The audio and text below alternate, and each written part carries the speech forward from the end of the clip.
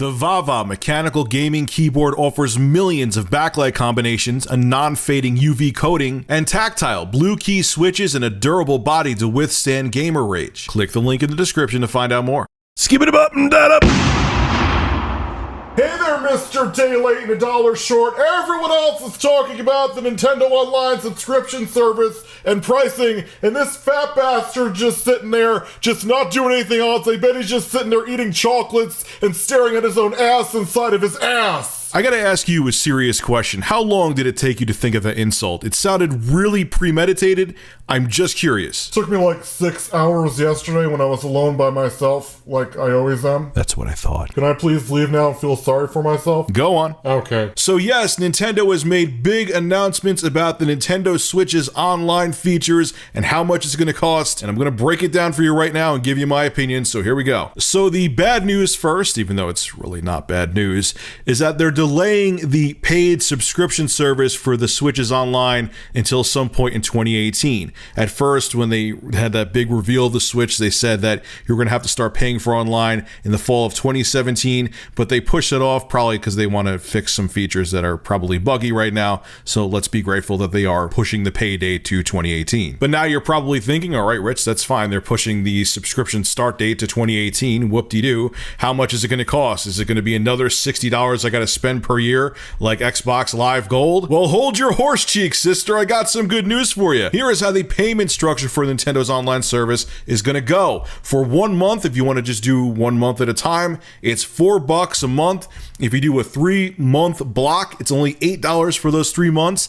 And for an entire year of Nintendo Switch's online service, it's only going to be $20. That's 3 times less than what Xbox Live and PlayStation are going for at the moment. And unfortunately, as most of you know, just like Xbox Live Gold and PlayStation Plus, you will need to pay this monthly or yearly fee on the Nintendo Switch to play games online, which I can't stand that any of the 3 big consoles do that. But there's more to it than just a gate to play games online. Now, as we all know, the big controversy is, and Nintendo reconfirmed this again, that online gameplay and online lobbies and voice chat is going to be through a smartphone app, which why they're doing that, I don't know. But the good news is that people that pay for the Switch online service are going to have access to deals that non-members will not have access to. Similar again to what PlayStation Plus and Xbox Live Gold do as well. But there is even more good news about Nintendo's pay-to-play online service. If you remember a while back when they first announced the Switch, they said they were going to give you a free NES or SNES game each month.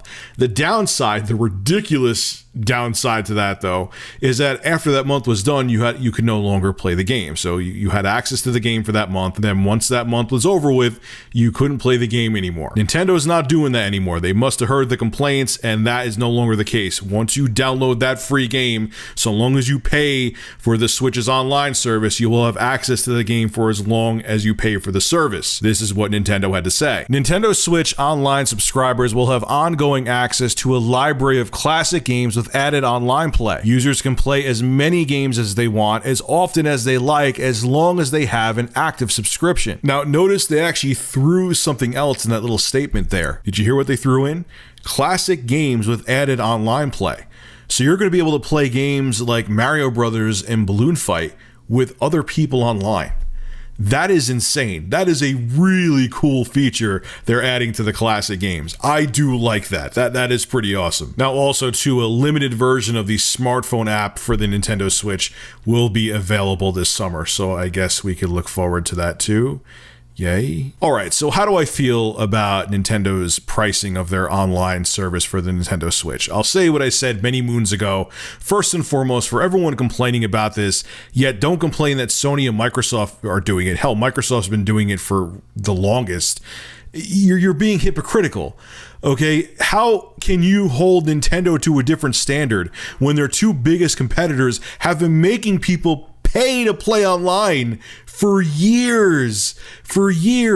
Again, like I've said countless times, even in this video alone, I personally disagree that any of the big three are making you pay to play online. When I play games on my PC, whether it be on Steam or Origin, I just pay my internet bill and I just play games online, and they usually actually run better than they do on their console counterparts. So I don't understand why the console companies think they can make people pay to play online. I guess because they don't give them a choice, and if you want to own the console and play games online, you have to pay, but I think it's BS. So I don't like that any of the big three are forcing you to pay money, and they're putting up this artificial gate that you have to pay to get through to play games online with other people. But the bottom line is, if you're going to tolerate Sony and Microsoft doing it, you can't say Nintendo can't do it. That makes no sense. Now, I've talked about it before, but let's talk about it again.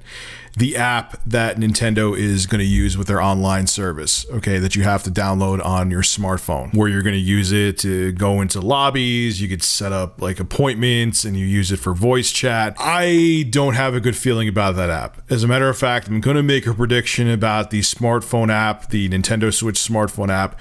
I'm going to predict that Nintendo is going to phase it out within like a year and a half of it officially launching, and that's actually conservative. It may be a lot sooner.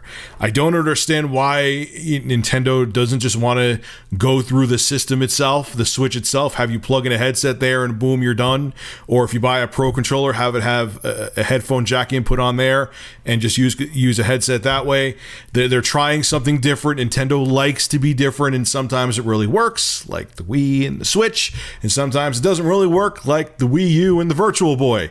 I don't understand why they're doing this. I think it's going to be more inconvenient than convenient. Maybe there might be some really intuitive feature on there that I may like, but to do all the extra steps just to talk to people while you're playing a game really seems silly, Nintendo. I don't understand why you're going down that route. Now, in terms of pricing and the fact that you get a free NES or SNES game each month, that's awesome. I think that's really cool. I mean, Sony and Microsoft have already done it. It's not super original, but the pricing is nice. Again, paying anything at all annoys me, but they're 3 times cheaper than both Xbox Live Gold and PlayStation Plus.